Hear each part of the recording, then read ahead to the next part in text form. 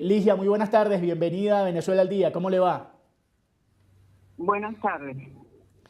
Ligia, en principio queríamos hablar con usted teniendo en cuenta además que vive en un país como Colombia, que ha sido receptor de una ola migratoria importantísima también alrededor de los últimos años y que usted sigue trabajando en función de los derechos humanos, de la libertad de los venezolanos, de esa defensa de los venezolanos que buscan un mejor lugar para vivir. ¿Cómo están viendo ustedes en medio de esto la situación de los migrantes venezolanos que hoy siguen en esa diáspora alrededor del planeta? Bueno, estamos frente a una tendencia generalizada. Quizás el caso más dramático es el de Estados Unidos, pero lamentablemente no es el único. Una tendencia generalizada de cierre de opciones para la población migrante y no solo venezolana tampoco, sino de diferentes países.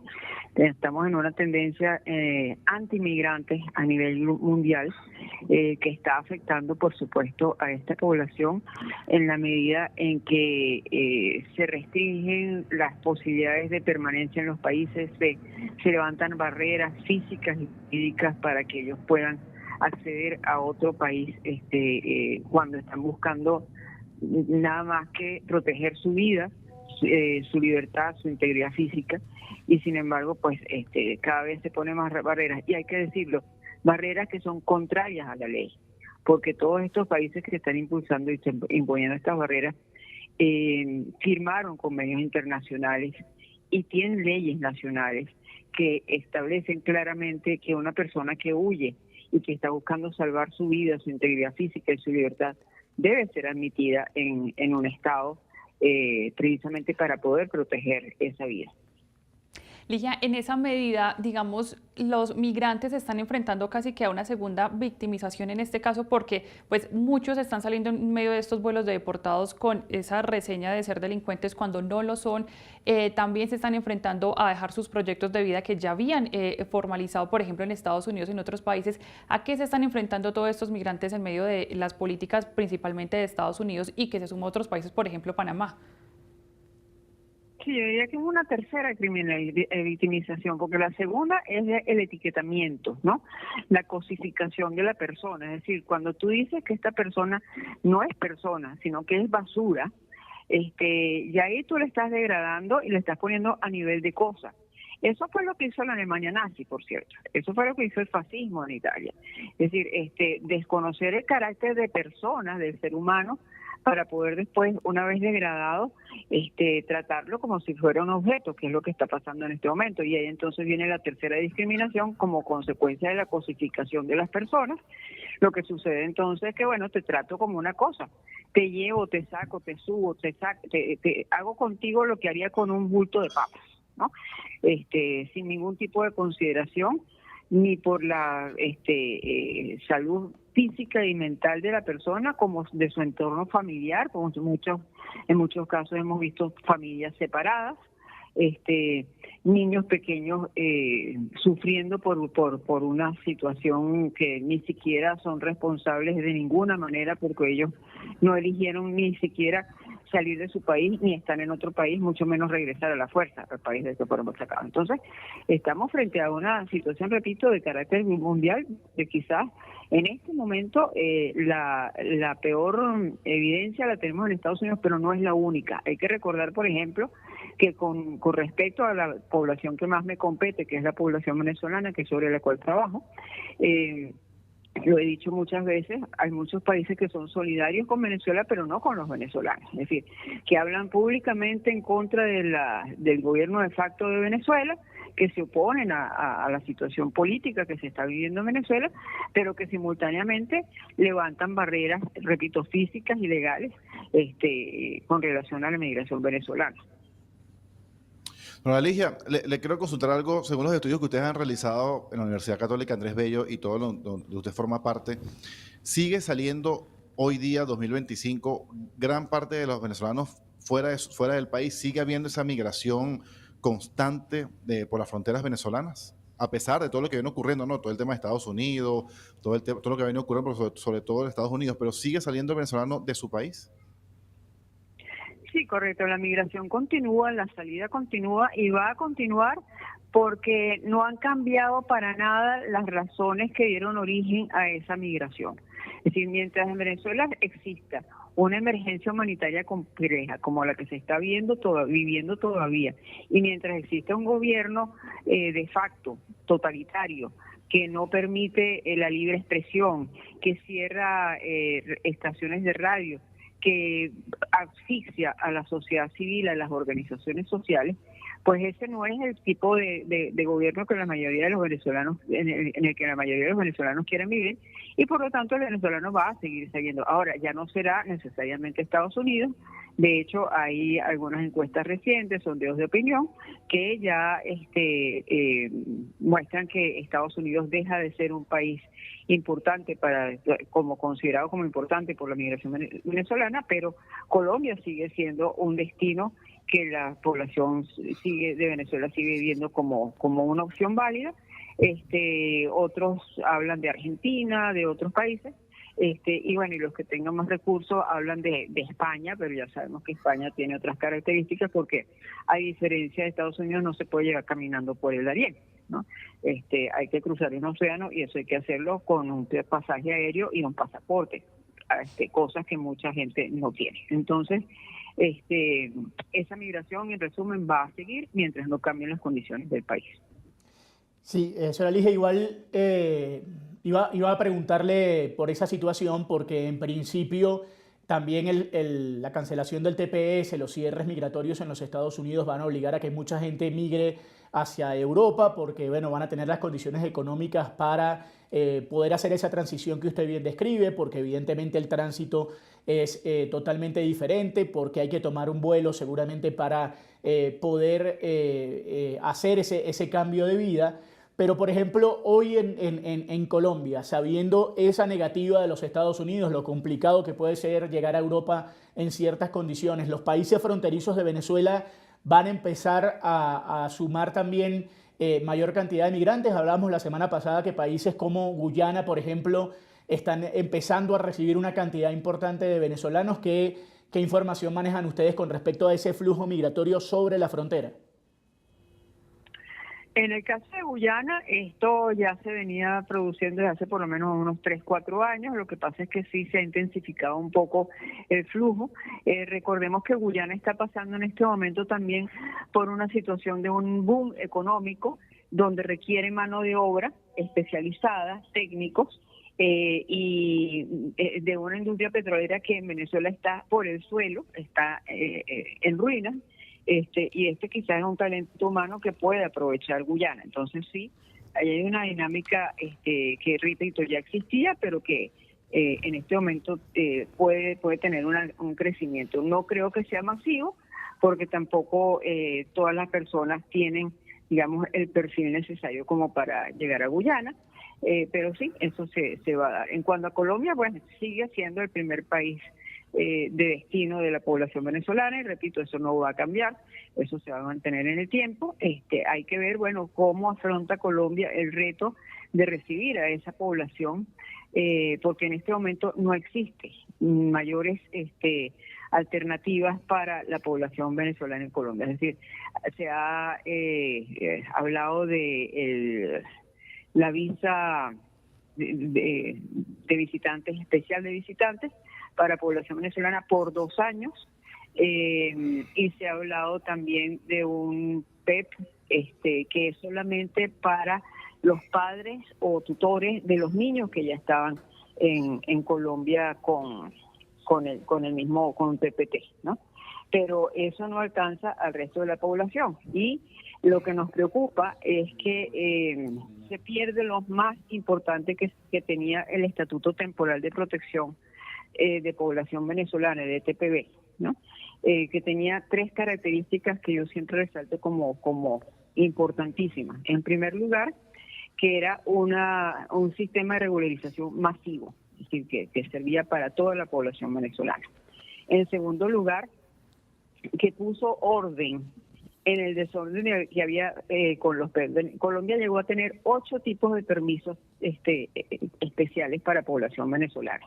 Es imposible que tú aspires a tener políticas públicas en medio de un desorden que para una sola nacionalidad tiene 8 permisos especiales, además de las visas que también se otorgan, pues sí, porque muchas otras personas están por la vía de las visas desde hace muchos años.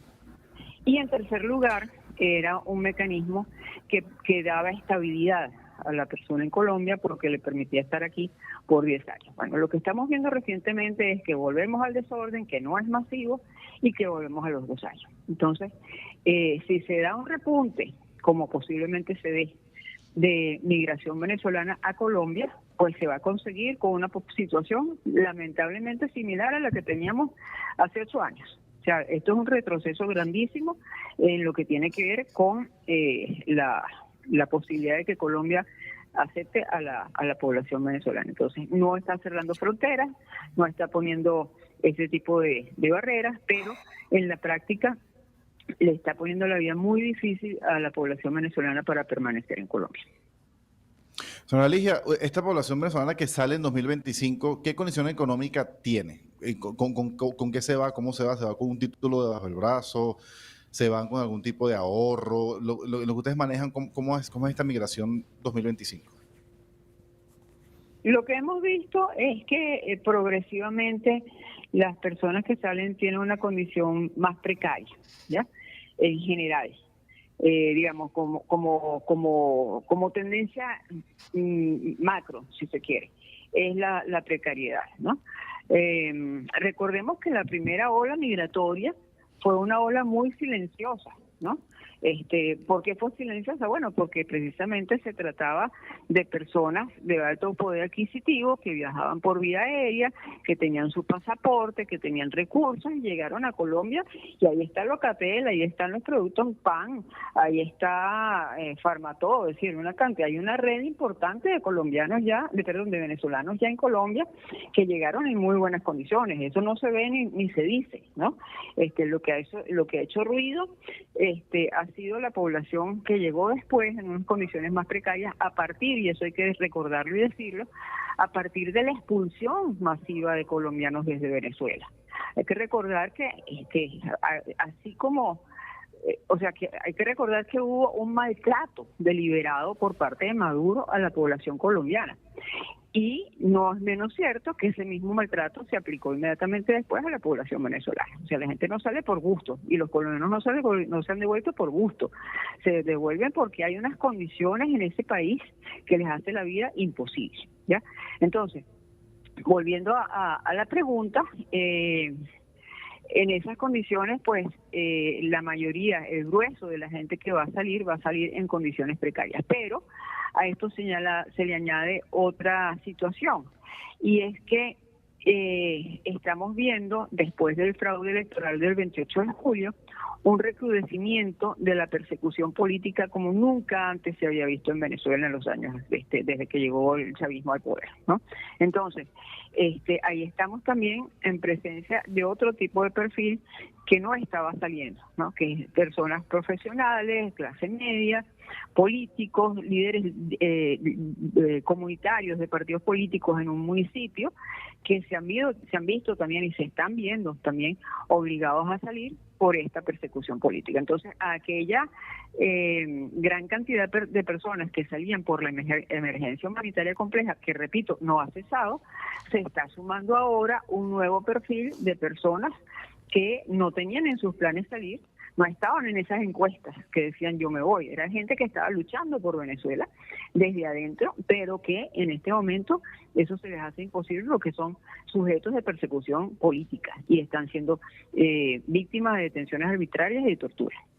Sí, en esa medida, Ligia, con esas condiciones que ya nos explicas de cómo está cambiando, digamos, el tipo de migrantes que están saliendo o siguen saliendo de Venezuela, ¿cuál, digamos, debería ser el camino? ¿Qué les queda a estas personas? Porque sabemos que pues, el Estado no garantiza precisamente la calidad de vida, pero ¿a quién pueden recurrir? Si se pueden todavía confiar en organismos internacionales o a quién pueden acudir en esos países vecinos precisamente para tratar de tener unas muy buenas condiciones de vida donde están llegando. Bueno, ahí lamentablemente tenemos una situación dramática en este momento porque por un lado se está expulsando a los extranjeros de Estados Unidos, pero por otro lado también se está cerrando todo el financiamiento, toda la ayuda internacional que prestaba Estados Unidos a países del tercer mundo, particularmente en el caso de América Latina, y eso ha impactado de manera directa todo lo que es la ayuda de la cooperación internacional en materia de asistencia a migrantes y refugiados, y ya los resultados los estamos viendo. Migración Colombia cerró los puntos visibles, hay alcaldías que han dicho que no van a poder atender a los migrantes, a las mujeres embarazadas, sino solamente para el parto, no el control previo ni postnatal.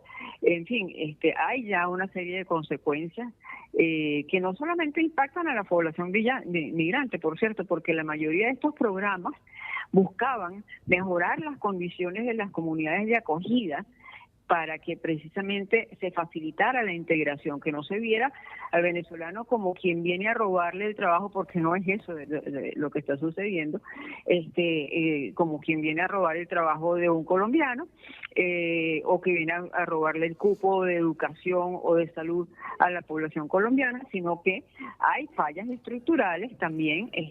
Colombia tiene sus propios problemas y estos programas buscaban no hacer de la población venezolana un sector privilegiado, sino insertarlas en comunidades donde también esas comunidades se beneficiaran de estas ayudas. Entonces, esta es una situación que está afectando por igual a lo que eran las comunidades de acogida como a la población migrante. Señora Ligia, estamos hablando obviamente del tema migratorio y yo le quería precisar el dato, el número. ¿Cuántos migrantes venezolanos hay ya, cuántos venezolanos hay ya regados en el mundo y cuál es la proyección para finales de 2025 con este panorama que usted nos cuenta aquí hoy? Bueno, la cifra que maneja la plataforma interagencial R4B nos habla de más de 7 millones de venezolanos por todo el mundo, ¿no? Esa es la cifra que ellos manejan. Ahora, en cuanto a las proyecciones a futuro, es difícil. O sea, yo no las tengo directamente, por supuesto, porque nosotros somos un centro de derechos humanos de una universidad. No tenemos la capacidad que puede tener Naciones Unidas para este tipo de proyecciones, pero sí se habla pues de un aumento. Se habla de probablemente 13 millones de personas que necesitan algún tipo de apoyo y cerca de 8 millones de personas directamente con necesidades de protección más directa, ¿no? Entonces, esas son las cifras que manejan ellos, que maneja la plataforma interagencial, ¿no? De que es Naciones Unidas, Oficina del Alto Comisionado para los Refugiados y OIM.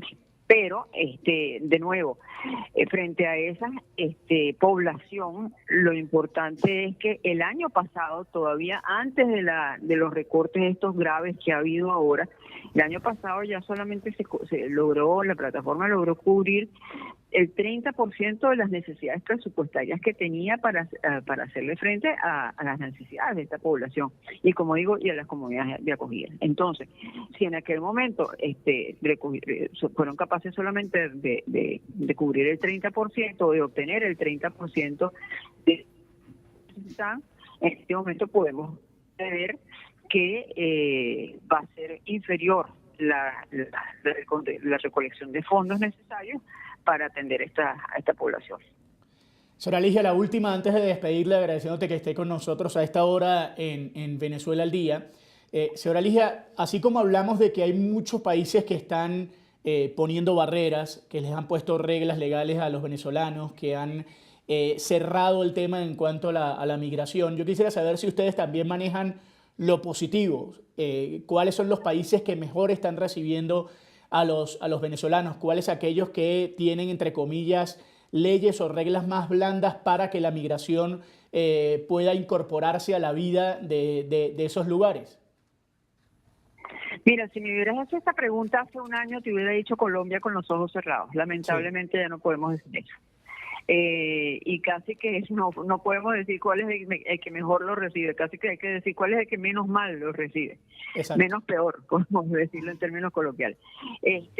Sin duda Brasil está haciendo un esfuerzo, está recibiendo más migrantes, sigue recibiéndolos de una manera abierta.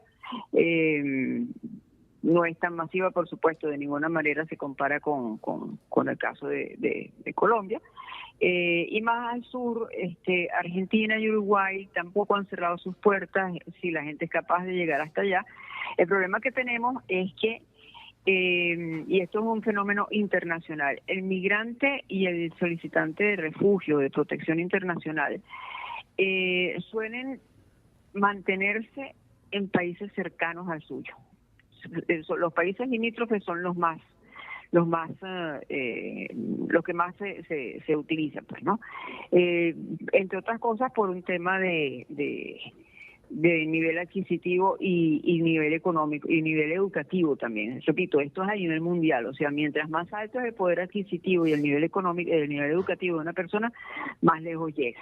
Pero la gran cantidad de migrantes y solicitantes de refugio se quedan en los países limítrofes. Entonces, bueno, como decía, Colombia hace un año, Brasil todavía, y más abajo Argentina y Uruguay, pero con esta limitación de que, bueno, para llegar no es tan fácil como los países limítrofes. Señora Ligia, ha sido un placer, muchísimas gracias, de verdad nos ha abierto muchísimo el panorama, nos ha hecho entender cómo está la situación en este momento de los venezolanos y sobre todo en un lugar tan cercano como Colombia, así que muchísimas gracias y por supuesto bienvenida siempre. No, muchísimas gracias a ustedes por el interés. Buen día. Muchas gracias. Ahí estaba entonces Ligia Bolívar.